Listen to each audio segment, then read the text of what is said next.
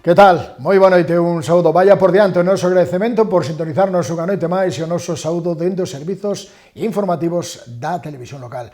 Hoxe comezamos cunha nova que nos anuncia para mañá unha sesión extraordinaria do Pleno, porque onte, sabedes que se facían xa virais esas imaxes da caída do inicio do derrubo do Parque de Carbóns.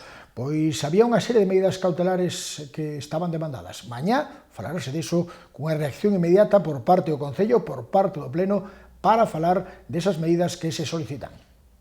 O inicio esta semana dos traballos de demolición do Parque de Carbóns de Endesa van centrar na tarde de mañá un pleno de carácter extraordinario. E que ante o comezo das labores de derrubamento desta gran infraestructura, e aínda que o proceso de declaración de ben de interese cultural da cheminea en marcha sen resolución definitiva, dende o Executivo que dirixe Valentín González Formoso queren solicitar da Consellería de Cultura medidas cautelares de protección sobre esta infraestructura para que se paralicen as labores que a empresa Lezama está a realizar na zona. A convocatoria está marcada para mañá ás 5 e súmase tamén a Asamblea Extraordinaria que onte mesmo tamén mantiñan os integrantes da Plataforma en Defensa do Patrimonio Industrial das Pontes, que denunciaban en redes que estas labores se iniciaron sen previo aviso e xa se cobraron os primeiros arcos e parte da cuberta dun espazo que conta cunha planta de 160 metros de ancho por 592 de longo e unha altura duns 30 metros que poderían albergar ata 3 campos de fútbol. Levamos tempo falando de un proxecto que avanta desa Casa do Maior, desa innovadora aposta aquí en As Pontes da Deputación. Pois non imos ter maior problema en chamarlle CAN ou chamarlle Casa de Atención aos Maiores, porque imos chamar como se chamaba, vai se chamar Pardo Bazán. E iso sabémolo porque así se chama tamén o concurso de ideas para o CAN da Pardo Bazán. A futura Casa de Acompañamento a Persoas Maiores que a Deputación da Coruña vai poñer a marcha nosa vila sumaba onte un novo paso. É que o Goberno Provincial ven de licitar o concurso de ideas para a redacción do proxecto básico e de execución, ademais da codirección da obra. O contrato suporá unha inversión de 253.673 euros e as empresas interesadas terán ata o 12 de marzo para presentar as súas ofertas coa fin de deseñar un centro de atención ao maior pioneiro en Galicia, o primeiro destas características impulsado no Goberno Provincial e o que sumará tamén outros 2 centros en Rianxo e en Ordes. O centro pontés, que se vai instalar na parcela do Colexio Pardo Bazán, de 6.700 metros cadrados, levará precisamente ese nome e suporá unha inversión total de case 5,3 millóns de euros, gastos dos que tamén se vai facer cargo a Deputación da Coruña.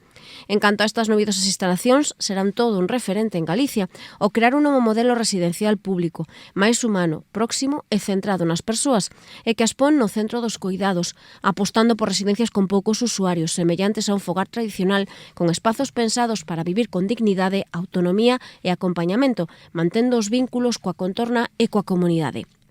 De feito, a CAN Pardo Bazán contará con 59 prazas que se van a organizar en 4 unidades de convivencia, concebidas como pequenas residencias independentes que reproducen un ambiente doméstico e afastadas da estética hospitalaria que caracteriza a maioría das residencias de maiores. Cada unidade contará con salas de estar, comedor e cociña propios, fomentando a vida en común e a continuidade dos hábitos cotiáns das persoas residentes, ademais de habitacións individuais e dobres con baño incluído. Haberá espazos específicos para actividades compartidas entre as persoas residentes, as súas familias e a veciñanza, unha sala multiusos, estancias para reunións familiares, áreas para actividades terapéuticas e culturais e tamén amplas zonas exteriores axardinadas, con horta e zona destinada a animais de terapia. Unha serie de servizos que, tal como apuntaba o presidente provincial Valentín González Formoso, van garantir unha atención máis personalizada, respetuosa cos ritmos e preferenzas de cada persoa e que responden mellor ao que hoxe demandan as persoas maiores e as súas familias. Mañá temos unha xornada en Seara, desta vez para explicar como funciona a Celera Pyme, unha oficina que tenemos ao noso servizo. O Centro de Dinamización Seara acollerá mañá a posta de longo do novo servizo, a oficina Celera Pyme, impulsada en Red.es para axudar as pequenas e medianas empresas, persoas emprendedoras e autónomas a incursión dos seus negocios no mundo digital. Este novo servizo, que vai quedar precisamente ubicado nas instalacións de Seara en Penapurreira, conta co respaldo do Ministerio para a Transformación Digital e forma parte dunha ampla rede con máis de 150 puntos por todo o país que xa prestaron axuda a máis de 200.000 pymes. Este novo espazo será será un punto de asesoramento gratuito para pemes e pequenos negocios na comarca que desexen adoptar tecnoloxías digitais, mellorar a súa competitividade empresarial e optar ás axudas europeas precisamente destinadas a esta fin. Unhas axudas que na última convocatoria están dotadas con 29 millóns de euros. A SEMADE tamén dende esta oficina se vai ir acompañando cada un dos solicitantes nas diferentes fases deste camiño emprendedurismo digital e tamén se porán en marcha actividades de formación, entre outros servizos. Esta xornada de presentación vai se desenvolver entre as 10 e as 11:30 da mañá e contará cun café networking para crear sinerxias e contactos entre as persoas participantes. Para anotarse, aínda hai tempo de cubrir o formulario que se pode atopar na web do proxecto acelerapyme.itg.es. Sen, afortunadamente, as presentacións literarias en As Pontes, a seguinte, a máis eminente, depois da que temos xa hoxe mesmo, lembremos, hoxe temos a de Zaida, teremos a hora de Benigno Durán, un Vilalbés case pontés. A Biblioteca Ribera Rouco está a rexistrar unha axenda do máis completa con respecto a presentacións literarias. De feito, hai cousa dunha hora coñecíamos os entrexixos da última novela de Zaida Picos, Solo te pido un año, e que repasaremos os espazos informativos de mañá xoves. Pero ademais da autora pontesa, nos días contaremos con nova cita. O protagonista será Benigno Durán, un vilalbés afincado na nosa vila e que hai uns meses sacaba ao mercado La sombra de la amenaza, a súa segunda novela coa editorial Loto Azul e que, igual que a súa ópera prima Guardián, volve ter a capital da terra xa como escenario. A historia está protagonizada por un xornalista e un axente de policía que tratarán de aclarar o que conecta unha serie de asasinatos co descubrimento dun xacemento arqueolóxico que ata agora ninguén quería investigar. Unha historia de misterio, intriga e loita persoal das personaxes principais coas fantasmas do seu pasado e que poderemos descubrir o vindeiro 7 de febreiro ás 12 do mediodía na propia biblioteca, damando unha presentación que será aberta ao público ata completar aforo. E xa que estamos coa biblioteca, falemos tamén, porque mañá xoves, dunha nova cita, outra semana máis, dos Xoves na Biblio. Xoves na Biblio pechará o mes de xaneiro, neste caso cunha homenaxe ao Día da Ilustración, e que cada 30 de xaneiro se conmemora en Galicia facendo protagonista a un gran ilustrador ou ilustradora e o seu importante valor na industria cultural galega. Neste 2026 escollese a figura de Siro, aínda que o afamado debuxante de Ferrol non vai ser precisamente o principal protagonista deste Xoves na Biblio. De feito, serán os lápises de cores e a imaginación dos pequenos e pequenas artistas os que teñan todo o protagonismo desta sesión. Así, para mañá, e da man do estudo Dido Arts, os nenos e nenas maiores de 5 anos que se animen a participar neste obradoiro creativo terán a oportunidade de deseñar os seus propios marcapáxinas que, por suposto, levarán para a casa. A sesión artística vai se desenvolver como é habitual dende as 6 da tarde nas dependencias da biblioteca, polo que as prazas son limitadas e a inscripción aínda se vai poder tramitar mañá na propia biblioteca ou ben no teléfono 981 102 562. E non deixamos a biblioteca, afortunadamente, dende ali son xeradores de novas. Unha boa nova xa que sexan. Falamos tamén do Día da Ilustración, tamén o celebran. Relendo a vida sumouse hoxe a celebración do Día da Ilustración, unha xornada ideada cada 30 de xaneiro dende a Dirección Xeral de Políticas Culturais da Xunta de Galicia para poñer en valor o gran papel do deseño e da ilustración no mundo da literatura e como acompañamento á lectura. Neste 2026, a figura do Ferrolán Siro é a base das diferentes actividades conmemorativas desta data e tamén hoxe foi o protagonista deste encontro de mulleres que cada 2 semanas poñen en marcha dende a biblioteca e o Centro de Información á Muller. Media dúcia de participantes, xunto coa bibliotecaria Anabel Alonso e a directora do CIM Macarrego, debatiron durante algo máis dunha hora sobre o importante que tamén son as ilustracións non só para dar soporte a unha historia, senón tamén para, por exemplo, retratar a actualidade social e política.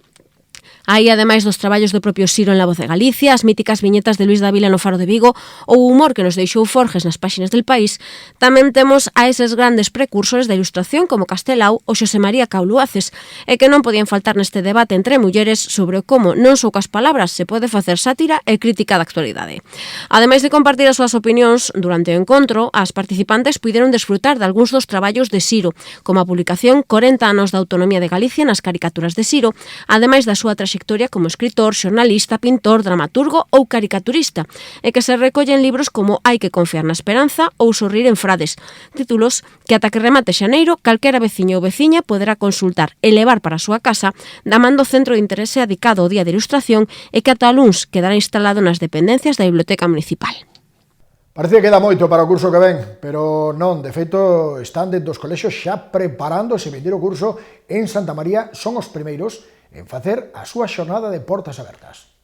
Coa apertura 1 de marzo do período de reserva de praza nos centros de educación infantil, primaria e secundaria de toda Galicia, os colexios ponteses tamén se están a preparar para captar novo alumnado de cara ao curso 26-27. Un dos máis madrugadores é o CEIP Santa María, que xa ten datas para celebrar as súas xornadas de portas abertas e nas que darán a coñecer ás familias da vila as súas instalacións, servizos como almorzo e xantar no cole ou o seu programa de actividades extraescolares. Así, os días 9 e 23 de febreiro vai ser posible compartir unha visita guiada polo centro da man dos integrantes do equipo directivo do mesmo.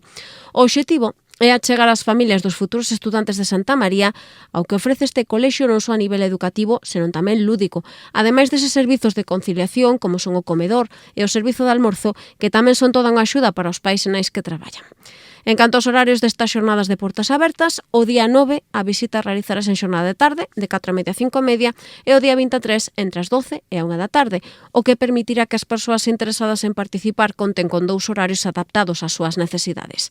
Para poder participar, abonda con anotarse previamente, chamando á secretaria do centro no 881 930071 ou ben enviando un correo electrónico ao enderezo ceip.santamaria.aspondes@edu.xunta.gal. Conflicto laboral que se aveciña na residencia de A Madalena. Parece que a cousa ven de atrás. Mañá demandarán solucións aos seus problemas a través dunha concentración ao mediodía. Para mañá está convocada unha mobilización das traballadoras da Residencia de Maiores da Madalena. Ás 12 do mediodía desenvolverán unha concentración diante das instalacións desta residencia onde denuncian as súas condicións laborais. No comunicado no que anuncian esta mobilización denuncian precisamente que dende hai tempo sofren carencias de persoal, o que cualifican como unha mala xestión do traballo dende a dirección e que fai que non poidan desenvolver a súa labor correctamente. Así mesmo denuncian un despedimento disciplinario e a escaseza de material. Coa concentración de mañá pretenden denunciar esta situación e fan un chamamento á dirección da residencia para que cese na que cualifican como presión, exixíndolle dote do persoal preciso para cada quenda e así poder desenvolver o traballo nunhas condicións normais e dignas tanto para as persoas traballadoras como para as usuarias. E unha nova formación en fotografía e a traverso dunha veciña nosa, a prestixiosa fotógrafa Bandia Ribeira, dá en Ferrol, pero temos a oportunidade de asistir. A fotógrafa pontesa Bandia Ribeira vai ofrecer un novo taller de fotografía documental, neste caso ben preto das Pontes, en Ferrol, da man da área de cultura do campus da cidade departamental e que depende da Universidade da Coruña. Trátase dun obradoiro non só aberto aos estudantes da propia universidade, senón tamén ao público en xeral, e levará por título a fotografía como excusa para relacionarse coa realidade, un campo de experimentación. Serán 30 horas de formación que se van a impartir entre o 12 de febreiro e o 14 de maio no Centro Cultural Universitario do Campus Industrial de Ferrol todos os xoves entre as 4:30 e as 7 da tarde. O obradoiro, que xa é o terceiro que Ribeira imparte no campus de Ferrol, estará dividido en 5 fases de creación e vai incluir dende saídas á rúa para realizar fotografías de xeito individual e en grupo ata visitas a exposicións, sesións críticas grupais para editar fotos e crear secuencias, proxeccións de obras de diferentes autores e autoras e unha sesión de visionado de fotolibros. Asemade como clausura, cada persoa participante creará unha serie fotográfica individual e totalmente persoal. As inscripcións poderán tramitarse ata o 5 de febreiro no teléfono 881 013 697 ou ben mediante un correo electrónico a cultura.ferrol@udc.es. E o prezo é de 40 euros para os estudantes da UDC, 70 euros para o resto da comunidade universitaria e 90 euros para o público en xeral. Este venres volven as foliadas agora denominadas do Muiño de Rita e que se celebran na Sala Medulio. O venres regresan a música tradicional, as gaitas, as pandeiretas e os bailes agarraos e ata as muiñeiras da man da segunda edición das foliadas do Muiño de Rita. Unha convocatoria que toma o relevo daquelas populares foliadas que tiñan lugar cada fin do mes no Lar de Endesa. De feito, moitos son os grupos implicados nesta nova actividade coñecidos desas primeiras foliadas que sumaron máis dun cento de convocatorias ata que chegou a pandemia do coronavirus. No Cómbaro, Cana Bella, as escolas municipais de pandeireta, percusión, gaita e baile, os feroces da Galgueira, os Trevillas e a Xouxere de Roupar, aos que se suman esta nova andaina formación retranca, son os encargados de organizar cada mes esta cita que ten como escenario a Sala Medulio, onde antigamente se ubicaba o Muiño de Rita Cabarcos Durán, daí o nome destes concertos. Tras inaugurarse o pasado mes de decembro, este venres dende as 10 da noite e con entrada gratuita, contaremos coa actuación precisamente dos ponteses Retranca e da agrupación somocina Tocata Show, un dobre concerto que se pechará cunha foliada libre libre en a que poderá participar calquera persoa que desexe botar uns bailes ou marcarse unha muiñeira e algún que outro retrouso coa súa pandeireta. Foi todo por hoxe, foi todo por esta xornada de mércores 28. Mañá volvemos, sabedes que tedes unha cita cada noite a partir das 9:30 coa información local, onde senón, na televisión local. Grazas, deica mañá, boa noite e bo descanso.